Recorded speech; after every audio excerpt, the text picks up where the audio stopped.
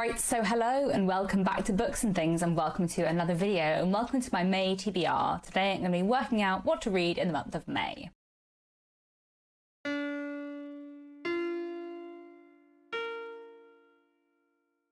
I'm filming my May TBR a little early. There's still about a week of April left to go, so I'm not like 100% sure what I will manage to get finished in April. There may be some more books carrying over from April than I have accounted for. Regardless, I did want to sit down today and have a chat about what I'm planning on reading in May. I have various thoughts and prompts and possibilities and things like that, so let me get straight into the TBR. So I will begin, as I usually do in these videos, with the sort of like commitments or the things I will definitely be reading in the month, including sort of read-alongs and challenges and things like that. Every month I read a book for the historical fiction book club that I run over on my Patreon. I'll leave links down below if anyone's interested in that.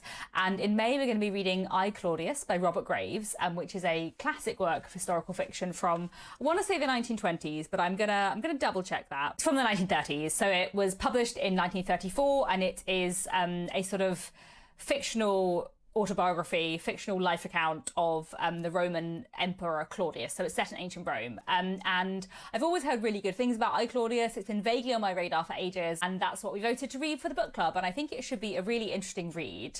I need to get my hands on a copy of this. I had initially been hoping to read an audiobook of it, but all the audiobooks I can find look very short, so I'm pretty sure they are abridged. If anyone knows of an unabridged audiobook of I, Claudius, do let me know.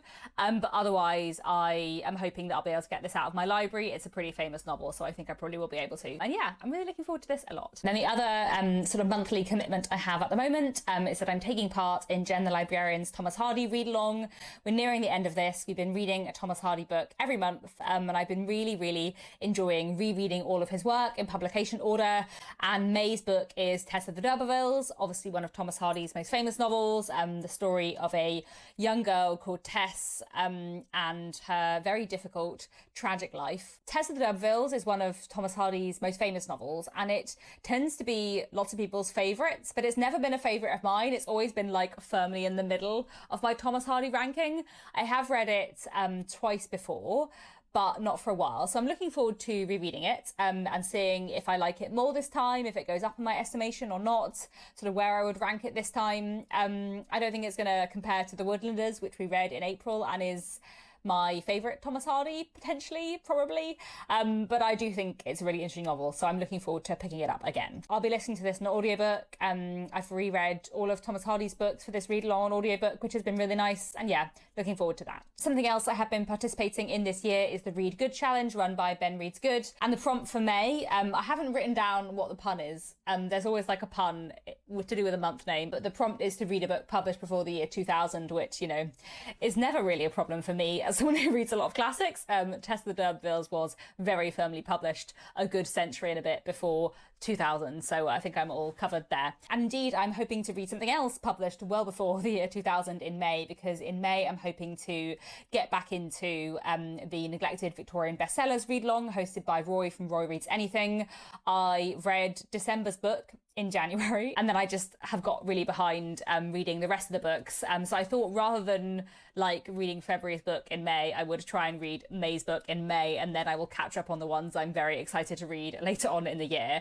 But I am really hoping to take part in it this month. And now that I have finished reading all of Anthony Trollope and finished my Les Miserables read along, I feel like I have fewer like other classic commitments that are conflicting with my reading of neglected Victorian bestsellers. So May's book for the neglected Victorian bestsellers read-along is The Brotherhood of the Seven Kings by L.T. Mead and Robert Eustace, which is a crime classic from 1899, which I think is like a short story collection or a series of interconnected short stories, rather than a conventional novel. But that sounds really interesting, and I like to read obscure Victorian things, so I'm hoping that that'll be a good read. So those are my like reading commitments for the month of May, I guess. And then I thought this month I would go back to my little like goal slash reading prompts chart that I made for myself at the beginning of 2026 and have used a little bit this year, but not as much as I would have liked to. I feel like I have felt like I'm quite behind on what I want to be reading so far this year, and I feel like that is less the case now, although there are lots of things I do want to read in May. So yes, the first box on the chart is to take part in the TBR Reading Spa, which I guess is also kind of like a thing I'm doing every month or most months, but anyway, the TBR Reading Spa is hosted by Jen the Librarian and Carrie Books, and basically each month there is a little flowchart of questions to help you pick a book from your TBR, which I think is really fun. So I'll put up the May flowchart on the screen, and the first question is, what's your coffee shop order? A seasonal latte, tea, or black coffee? I'm definitely a tea person. I don't like coffee at all. My coffee shop order is actually a chai latte, but that is not a seasonal latte really. That's like a tea latte. I mean, it is a tea latte. That's usually what I order in a coffee shop because basically I don't like coffee and I love tea, but it doesn't always feel like sufficiently exciting or like worth the money to order a pot of English breakfast tea in a cafe, because that is something I could make for myself at home and it would be exactly the same. Whereas I also really like chai lattes and I cannot make that for myself at home. But as that is a form of tea, though a tea latte, I will go with tea. And the next question is, would you like a slice of cake to go with that? Yes, of course I would.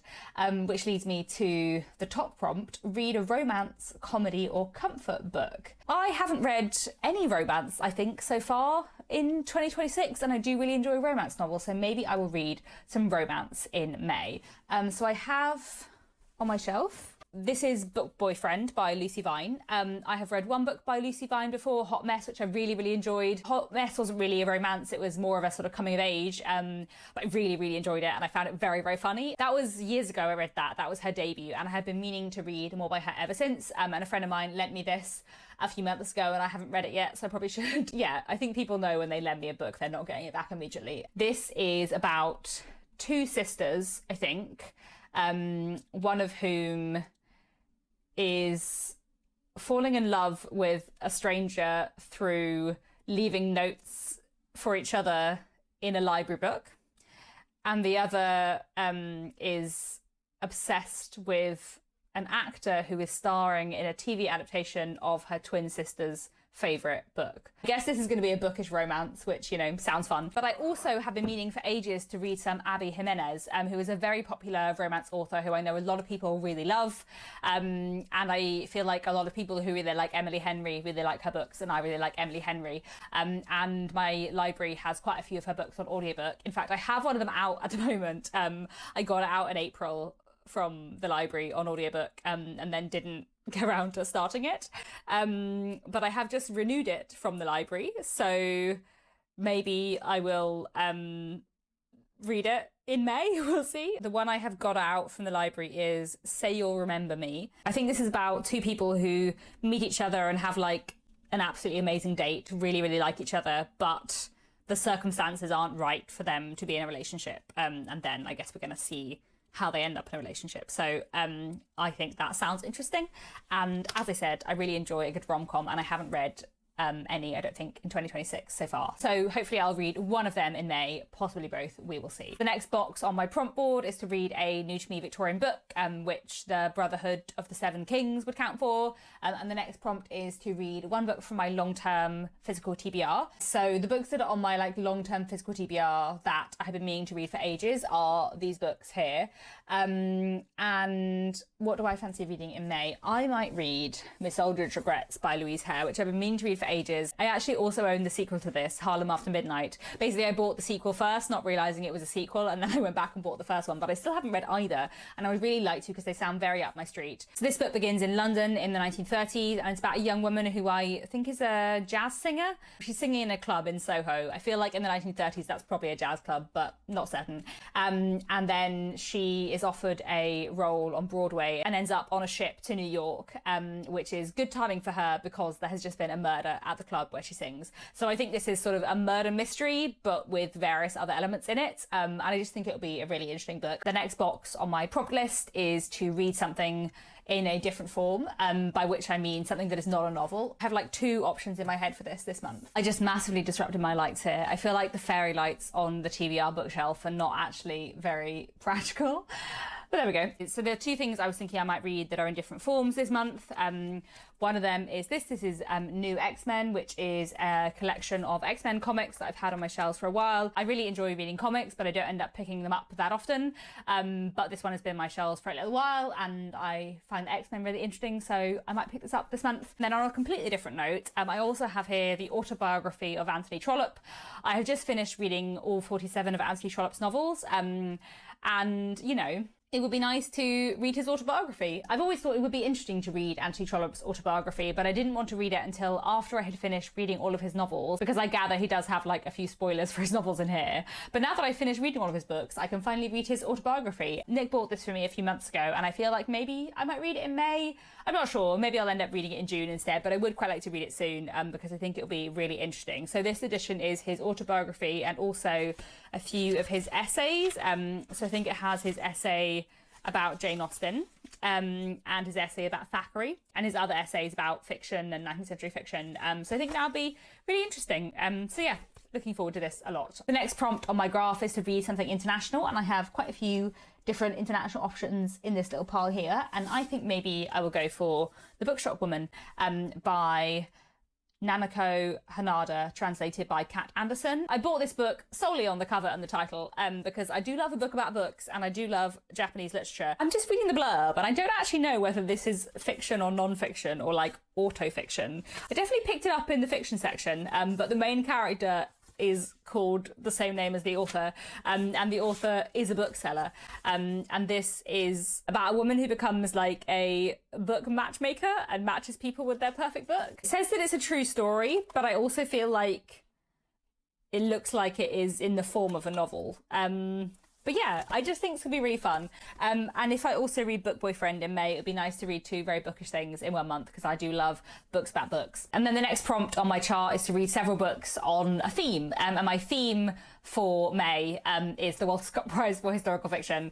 Every year I read along with the Walter Scott Prize for Historical Fiction and read a big chunk of the long list and the whole short list. And I'm really behind this year. I've only read, well, I have finished 2 books from the long list and I'm reading 2 at the moment. And I feel like usually by May I am much further through, like the shortlist has already been announced now, and I feel like I'm a bit behind. So in May I want to really be focusing on my Walter Scott Prize reads. Of the shortlist, I have read 1 already and I'm currently reading 2 from the shortlist, which leaves 2 more from the shortlist for me to be reading in May. The first of which is The Pretender by Jo Harkin, and the second of which is Once the Deed is Done by Rachel Seifert. I'm intrigued by both of these two, especially The Pretender, which I have been really keen to read. So I will definitely read both of those 2 in May. And then I'm hoping I will also read some more books from the long list that didn't make the shortlist. The 3 that I have been like mentioning in my TBR videos for ages and still haven't read yet, that I would really like to get to in May are these. So we have The Two Roberts by Damien Barr, Venetian Vespers by John Banville, and Helm by Sarah Hall. These 3 haven't made the shortlist, but I am really keen to read them, and I'm hoping I will read them all in May. I was going to read them in April, and then once the shortlist was announced, I decided to focus on books that did make the shortlist for now, but I would still like to read more books from the long list. So hopefully I will get to those 3 in May as well. If I could read all 5 of those in May, then I would have read a pretty big chunk of the long list. I will then revisit the long list and see if there's anything else from the long list that didn't make the short list that I'm keen to read. I realise I haven't said very much about what those books are about, but I will leave link down below my sort of reaction video to the Walter Scott Prize long list, talking through all of those books, and as and when I read them there will be full reviews as well. I really enjoy reading along with the Walter Scott Prize for Historical Fiction, but I feel like this year so far it's not as successful a long list as it sometimes is for me. I feel like, you know, some years it's a slightly more literary list, sometimes it's a slightly more accessible list. Last year there was more of a like sense of fun in some of the books on the long list, thinking especially of Glorious Exploits and Mother Naked. I feel like The Pretender might have a sense of fun. The cover definitely gives me a sense of fun, so I'm really hoping that that might give me that, but we will see. I've only read 2.5 books from the long list so far, and I've just started a 4th, so I'm not very far through at all. That brings me up to about 12 books, well 14 if you count the to like prompts where I have given myself options, but I probably won't read both of the things where I've given myself options. So I think 12 is a nice number to go into May with. I'll see how many of these I manage to get read. I'll see how I go. Do let me know if you have any exciting reading you're looking forward to in the month of May. That's all for now. Thanks very much for watching, and I'll be back very soon with another bookish video.